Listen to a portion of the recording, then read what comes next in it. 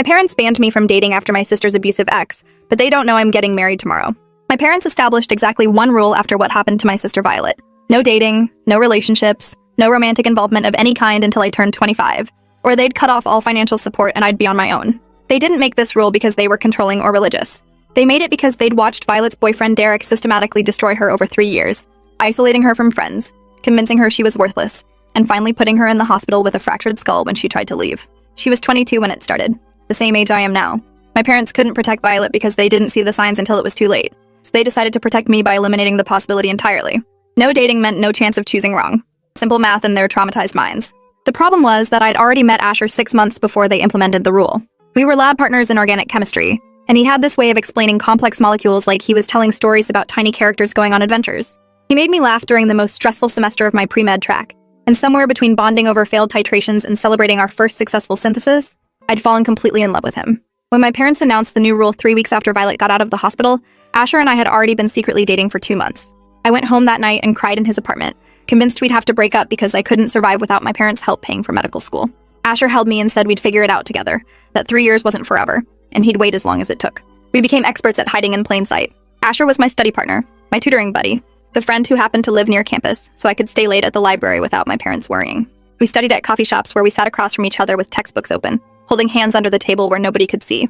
We celebrated anniversaries in his apartment with takeout and quiet music, always careful that I left early enough to maintain my story. My roommate Priya knew the truth and covered for me constantly, texting my parents updates about our girls' nights when I was actually curled up on Asher's couch watching medical dramas and critiquing their terrible depictions of hospital procedures. For 2 years, we lived in this careful balance of secret relationship and public friendship. And somehow it worked because my parents were so focused on Violet's recovery that they didn't look too closely at my life. Violet knew, though. She figured it out about 8 months in when she came to visit me at school and saw the way Asher and I looked at each other in the campus center. She pulled me aside later and asked point blank if we were together, and I couldn't lie to her. I expected her to be angry or to tell our parents, but instead she hugged me and said she was glad I'd found someone who made me smile like that. She made me promise to be careful and to actually listen if anyone told me they saw red flags, because she hadn't listened and it nearly killed her. I promised, and she became our secret keeper, the only family member who knew the truth. She'd cover for me when I needed alibis and would text warnings if our parents were asking too many questions about my social life. She said watching Asher and me gave her hope that healthy love actually existed, that not every relationship ended in broken bones and restraining orders. Everything changed 6 months ago when Asher proposed. We were hiking up to this waterfall he'd been promising to show me for months, and when we reached the top, he got down on one knee with a ring he'd been saving for since our first anniversary. He said he knew we couldn't tell anyone and couldn't actually get married until my parents' arbitrary timeline expired, but he wanted me to know he was committed to waiting however long it took. I said yes while crying so hard I could barely see the ring, this simple silver band with a tiny sapphire that he'd chosen because he knew I'd need something I could hide. I wore it on a chain under my shirt where my parents would never see it, and we started calling each other fiancé in private even though publicly we maintained the study buddy fiction. We told ourselves we'd make it official when I turned 25 in 3 years, that we'd have a small ceremony and finally stop hiding. Then Violet got sick. She started having headaches that wouldn't go away, and after weeks of doctors and tests, they found a brain tumor the size of a golf ball pressing against her frontal lobe. The neurosurgeon said it was likely benign but needed to come out immediately before it caused permanent damage. The surgery was scheduled for 8 weeks out, and my parents completely fell apart. They'd just gotten Violet back after losing her to Derek's control, and now they might lose her permanently to something growing inside her skull. I spent every evening at the hospital with them during Violet's pre-surgery appointments, and one night, after a particularly hard consultation, Violet pulled me into the hallway alone. She told me she'd updated her will just in case, and one of her wishes was that if something happened to her during surgery, she wanted me to stop hiding and actually live my life. She wanted me to marry Asher and be happy instead of waiting for some arbitrary deadline our traumatized parents had invented. I told her nothing was going to happen, that the surgeon had said the success rate was like 97%, but she grabbed my hand hard and made me promise anyway. She said she'd spent 3 years of her life trapped with someone who made her miserable, and she wasn't going to let me waste 3 more years hiding someone who made me happy. I promised, even though the idea of her not being okay made me feel sick. The surgery was scheduled for a Monday morning in November, and they said she'd be in recovery for about 6 hours before we could see her. My parents took time off work and basically moved into the hospital waiting room. Asher came with me and sat in the corner pretending to study while actually just being there for support. When the surgeon finally came out after 7 hours instead of 6, we all stood up so fast we nearly knocked over chairs. He said the tumor had been more complicated than the scans showed, wrapped around blood vessels in ways that made removal difficult. But they'd gotten it all and Violet was stable. She woke up confused and nauseous, but she woke up. Over the next 2 weeks, she recovered faster than anyone expected, already walking the halls and complaining about hospital food by day 4. The pathology came back benign like they'd hoped, and the surgeon said she wouldn't need radiation or chemo, just monitoring to make sure nothing grew back. My parents cried with relief and probably thanked every deity they'd ever heard of. The night before Violet was discharged, she asked to talk to me alone. I thought she wanted to discuss post-surgery care or something practical, but instead she asked if I remembered my promise. I said of course, but she was fine now so there was no reason to rush anything. She shook her head and said going through this had taught her that life was too short and too unpredictable to waste time waiting for perfect circumstances. She told me to marry Asher now, not in 3 years, and she'd help me figure out how to tell our parents afterward. I went home that night and told Asher what Violet said, and we stayed up until 3 in the morning talking about whether we were actually brave enough to do it. We'd been playing it safe for so long that the idea of actively defying my parents felt terrifying and wrong, but we also couldn't ignore that Violet was right, that we'd already wasted 2 years hiding, and 3 more years felt like an eternity when we were already sure about each other. Asher said if I was willing to risk my parents' reaction, he'd marry me tomorrow. I said let's do it next month instead. Give ourselves time to plan something small and figure out how to break the news. We decided on a courthouse ceremony with just a few close friends. Nothing fancy, just legal and real and ours. We set the date for January 14th, exactly 8 weeks away, and started making quiet preparations that my parents would never notice. Priya helped me shop for a dress during winter break, something simple and cream-colored that I could wear again so it wouldn't be suspicious sitting in my closet. Asher's best friend Lucas agreed to be our witness, and Violet said she'd be there even if she had to sneak out of a follow-up appointment to make it. We didn't send invitations or book a venue because we didn't want any trail my parents might discover. We just needed the marriage license and 2 witnesses and an officiant who'd perform a 5-minute ceremony at the courthouse downtown. It felt simultaneously like the most important decision of my life and also somehow too simple to be real. My roommate asked if I was scared about my parents cutting me off financially, and honestly I was terrified. Medical school was expensive and I'd already taken out loans for part of my tuition. Losing their help would mean more debt and possibly having to take time off to work, pushing back my graduation. But Asher had already graduated with his engineering degree and had a good job at a tech company downtown. He'd been saving money specifically for the possibility that we'd need to support ourselves if my parents reacted badly. He showed me his bank account one night to prove he was serious, that we could actually survive this. He'd calculated our budget assuming I'd lose all parental support, and while it would be tight and we'd have to be careful, it was doable. I cried looking at those spreadsheets because they represented 2 years of him planning for our future when most people our age were still figuring out what they wanted for dinner. We told ourselves that maybe my parents would surprise us, that maybe seeing me happy would matter more than their fear-based rule. But we prepared for the worst-case scenario anyway. The hardest part was lying to my parents every single day leading up to the wedding. They'd call to check in and ask about my classes and my studying, and I'd tell them everything was fine while wearing my hidden engagement ring under my shirt. My mom would talk about Violet's recovery and how grateful she was that our family was finally healing, completely unaware that I was about to detonate their peace. I felt guilty constantly, knowing that what I was doing would hurt them even though I believed it was right. Violet kept telling me the guilt would fade once I was actually married and happy, that our parents' fears didn't get to control my entire life. She'd been through actual hell with Derek and survived, and she said my healthy relationship with Asher deserved to exist in the light instead of hiding in shadows. She helped me practice what I'd say when I finally told them, going through different scenarios and responses until I had something prepared for every possible reaction. 2 weeks before the wedding, Derek got out on parole. Violet got a notification from the victim services coordinator, and she called me immediately, her voice shaking so badly I could barely understand her.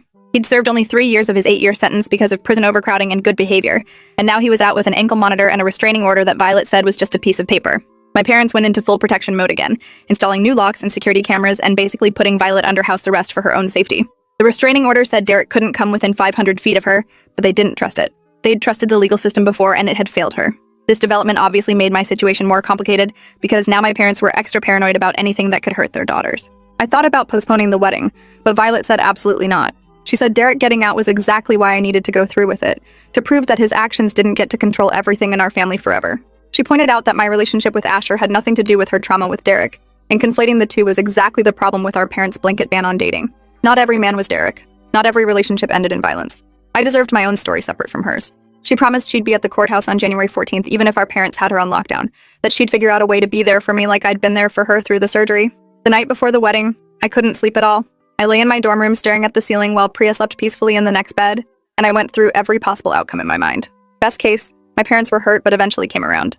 Worst case, they cut me off completely, and I didn't see them again for years. The morning of January 14th arrived cold and bright, and I woke up at 6 even though the ceremony wasn't until 11. Priya made me eat breakfast even though my stomach was in knots, and she helped me get ready like we were preparing for battle. I put on the cream dress and simple makeup, and the ring that had been hiding under my shirt for 6 months. Priya took photos of me in our dorm room, these pictures I'd show my future children someday when they asked about my wedding day. Asher texted at 9:30 saying he was already at the courthouse with Lucas and the officiant was ready whenever we were. I told Priya it was time to go, and we walked out into the freezing January air toward downtown. My phone rang when we were 2 blocks away, and I nearly dropped it when I saw it was my mom calling. My hands were shaking so badly I could barely answer, and Priya grabbed my arm to steady me. My mom's voice was tight with barely controlled panic. She asked where I was because she'd called my dorm room and I didn't answer. I said I was out getting coffee with Priya before my afternoon class, which was a lie since it was only 10 in the morning and I didn't have class on Thursdays. She said she needed me to come home right now because something had happened with Violet. My heart stopped completely and I asked if Violet was okay, if Derek had violated the restraining order, if she was hurt. My mom said Violet was physically fine, but had left the house this morning without telling anyone where she was going. And given everything with Derek being out on parole, they were terrified something had happened to her. She wasn't answering her phone and they'd been calling for 2 hours. I felt sick because I knew exactly where Violet was. She was already at the courthouse waiting for me, and now our parents were losing their minds thinking Derek had taken her. I told my mom I'd try calling Violet too and would let her know if I reached her, then hung up before she could ask more questions. Priya looked at me and asked what we were doing, and I said we were still going to the courthouse because Violet was clearly committed to being there even if it meant our parents panicking. I texted Violet asking if she'd seen Mom's calls, and she responded immediately saying yes, but she'd silenced her phone because today was about me and she wasn't going to miss it. She said she'd text Mom after the ceremony to say she'd been at a friend's house and lost track of time. I felt horrible that my wedding was causing this chaos, but we were already 3 blocks from the courthouse and Asher was waiting, and turning back now felt impossible. Priya said we could still postpone if I wanted, but I shook my head and kept walking. The courthouse was this old building with marble floors and high ceilings that made every sound echo. Asher was standing near the entrance in a dark suit I'd never seen before, and when he saw me, his whole face lit up in a way that made every complication worth it. Lucas was there with a camera ready to document everything, and Violet appeared from around a corner wearing a blue dress and the biggest smile despite the chaos she'd caused at home. She hugged me tight and whispered that she was so proud of me for going through with this. The officiant was a kind-looking woman in her 50s who guided us to a small room on the 3rd floor where ceremonies happened. The whole space felt surreal. This tiny room with fluorescent lights where people made lifelong commitments between lunch breaks and parking ticket payments. The officiant asked if we were ready and Asher took my hand, and suddenly we were saying vows we'd written on notebook paper at 2 in the morning. Asher promised to support my dreams even when they meant years of medical school stress and sleepless residency shifts. He promised to be patient with my complicated family and to never make me choose between him and them if it could be avoided. I promised to trust him completely and to never let my parents' fears make me doubt what we'd built together. I promised to actually communicate instead of hiding when things got hard, because we were done with secrets after today. The officiant pronounced us married, and Asher kissed me while Violet and Priya and Lucas cheered in this quiet, respectful courthouse way. Lucas took photos of us signing the marriage certificate, and suddenly it was legal and real and there was no taking it back. I was married at 22 to someone my parents didn't even know I was dating, and in a few hours, I'd have to tell them and face whatever came next. We went to a small Italian restaurant nearby for a celebration lunch, just the 5 of us in a corner booth, eating pasta and toasting with water glasses, since none of us were old enough to order wine legally. Violet's phone kept buzzing with calls from our parents, and finally she excused herself to call Mom back and deliver her prepared lie about being at a friend's house working on a project. I could hear her voice from across the restaurant, apologetic but firm, and when she came back she said Mom was angry but relieved she was safe. She'd promised to be home in an hour, which meant our wedding lunch had a time limit. We ate quickly and took more photos outside the restaurant, trying to capture this strange, wonderful, terrifying day. Asher held me close and asked if I was okay, and honestly I didn't know. I was happy and married and also completely panicked about what would happen when I told my parents. Violet pulled me aside before we left and told me I didn't have to tell them today if I wasn't ready. She said I could wait a week or a month until things calmed down with Derek's parole situation. But I shook my head and said doing this in secret for one more day felt impossible now that it was real. I wanted to be able to call Asher my husband instead of my study partner. I wanted to wear my ring where people could see it. I was done hiding, even if the consequences were severe. Violet hugged me and said she'd be there when I told them, that she'd try to run interference and explain why this was different from her situation with Derek. She'd help them understand that Asher had been thoroughly vetted by her over 2 years, that she'd watched our relationship carefully for any red flags and found none. I thanked her and watched her walk toward the bus stop, the sister who'd survived hell and was still fighting to protect my happiness. Priya went back to campus, and Asher and I went to his apartment where we sat on the couch in stunned silence, holding hands and staring at our matching rings. We were married. Actually, legally married. The enormity of it hit me all at once and I started crying. Not from sadness, but from overwhelming everything. Asher pulled me close and said we were going to be okay no matter how my parents reacted, that we'd figure it out together like we'd figured out everything else. I wanted to believe him, but I also knew my parents' financial support wasn't just tuition money. It was housing over summer breaks, health insurance, a safety net if anything went wrong. Losing that felt terrifying, especially with medical school applications coming up next year.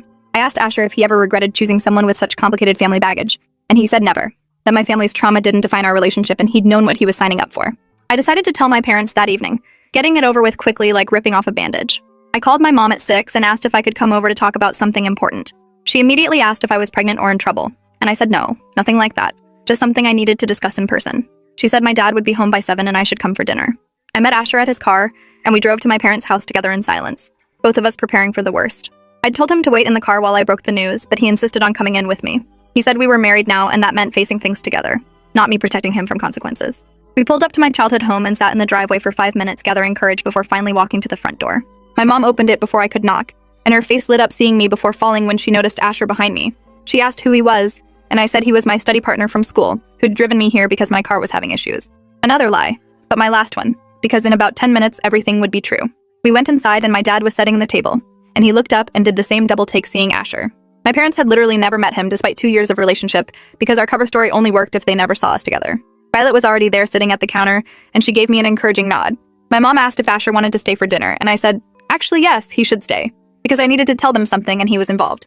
We all sat down at the dining room table with this lasagna my mom had made, and the normalcy of the scene felt bizarre given what I was about to say. My dad asked how school was going, and I said fine, then took a deep breath and told them I needed to confess something I'd been hiding. My mom's face immediately tensed, and she glanced at Violet like she thought this was about Derek somehow. I said it wasn't about Violet or Derek or anything dangerous, but they weren't going to be happy about it. I pulled the chain out from under my shirt and showed them the ring I'd been hiding for 6 months, and both my parents stared at it without comprehension. I said Asher and I had been dating for 2.5 years, that we'd met before they implemented the no-dating rule, and had continued seeing each other in secret because I couldn't give up either him or their support for medical school. The silence that followed was suffocating. My dad asked if I was joking, and I said no, completely serious. My mom looked at Asher like he was a stranger who'd broken into her house, which I guess in her mind he kind of was. She asked how I could be so selfish and reckless after everything they'd been through with Violet, and I felt my face get hot with shame and anger. I said I understood their fear, but Asher wasn't Derek, that lumping all men together because of one terrible person was unfair and unhealthy.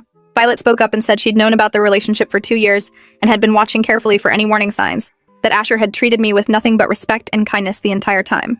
My dad stood up from the table so fast his chair nearly tipped over. He said I'd betrayed their trust and broken the one rule they'd established to keep me safe, and there would be consequences. I said I knew about the consequences, but I needed them to understand something first. I pulled out my phone and showed them photos from the past 2 years. Asher and me studying at coffee shops, him helping me move into my dorm, us volunteering together at the free clinic downtown. Violet had secretly taken some of them, documenting a relationship my parents never knew existed. I showed them texts from Asher checking on me during midterms, bringing me food when I was too stressed to eat, staying up late to help me study for the MCAT. I showed them the spreadsheet he'd made calculating how we'd survive if they cut me off financially. My mom was crying now, and I couldn't tell if it was from anger or something else. Then I said the thing that would change everything. I told them Asher and I got married this morning at the courthouse, that Violet had been there as our witness, and that I understood if they never wanted to speak to me again, but I wasn't going to apologize for choosing happiness. The explosion I expected didn't come immediately. Instead, my dad sat back down heavily and put his head in his hands. My mom stared at the table and didn't say anything for at least 3 full minutes. Violet reached across and squeezed my hand under the table. Finally, my dad looked up and asked Asher directly if he understood what he'd signed up for, marrying into a family this broken and complicated. Asher met his eyes and said yes. He understood completely, that he'd watched me support Violet through her recovery and deal with the trauma aftermath, and he respected how much I loved my family despite the difficult circumstances. He said he didn't want to take me away from them. He wanted to be part of helping us all heal.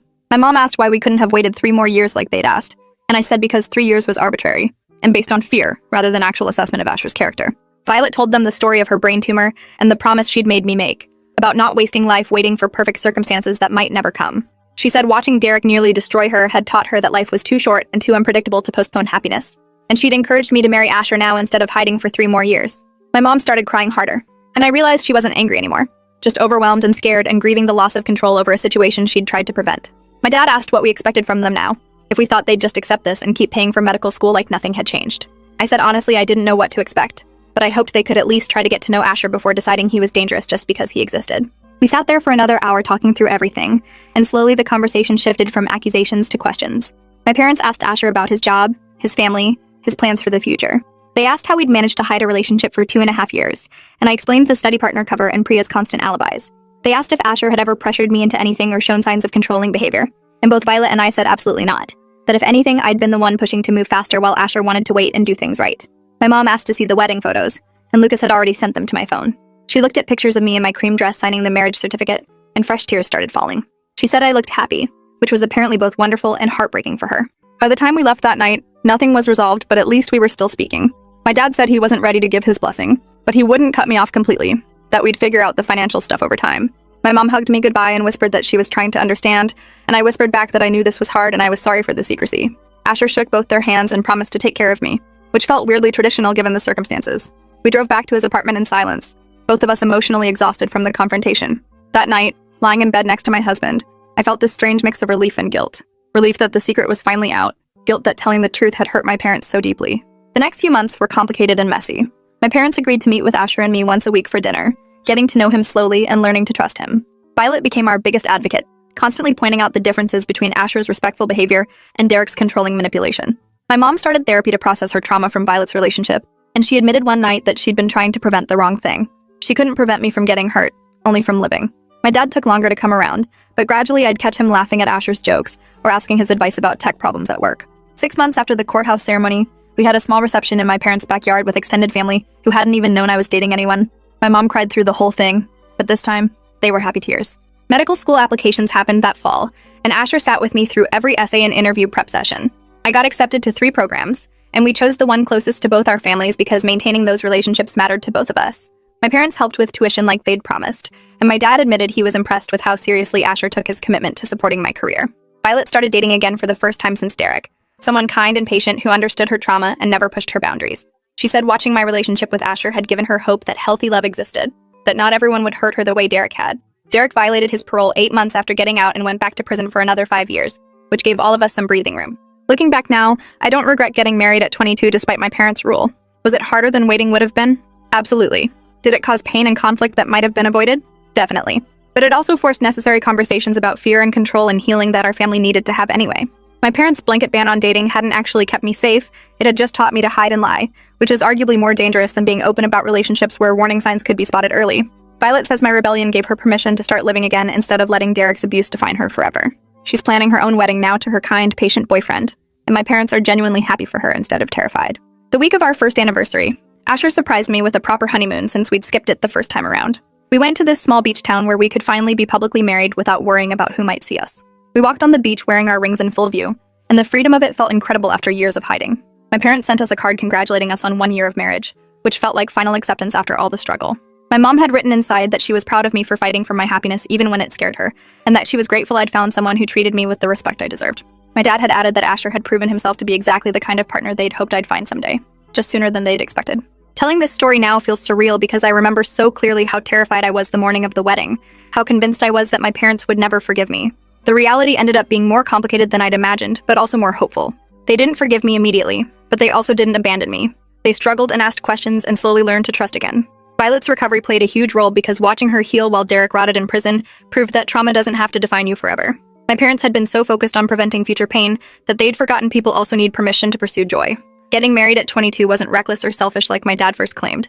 It was just choosing to start my life instead of waiting for someone else's timeline to allow it. And that's today's story. Thanks for listening. It really means a lot to know you're on the other side of the screen. I hope it brought a smile or two. Subscribe if you'd like to keep building these moments together.